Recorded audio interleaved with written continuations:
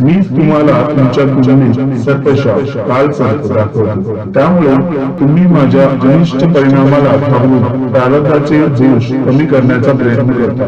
मी आहे पाखंडी, मी आहे वाईटात वाईट. पण अरे मानवा, तू काय करतोस कलियुगा? अरे चीन सारख्या देशात तू कोणते कोणते प्राणी मांस भक्षण केले? अरे तू मनुष्य आहेस ते विसरलास.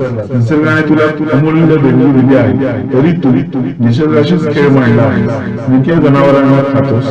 विश्वदेवतेने जेव्हा तुझ्यासारख्या मनुष्याची रचना केली तेव्हा प्रारब्ध घडवायला संधी दिली. आपल्या विचार बुद्धीच्या ज्ञानाच्या जोरावर कसे काय कधी कर्म कर्तव्य करायचे हे ठरवू शकतो. पण हे मानवा, तू विसरूच नकोस, तुझे कर्मच तुम्हाला शुभ अशुभ परिणाम दाखवतात. तू असे कर्म केले ते तुझ्या मानवतेलाही अभिशाप आहे. आता कर्माचे फळ भोग.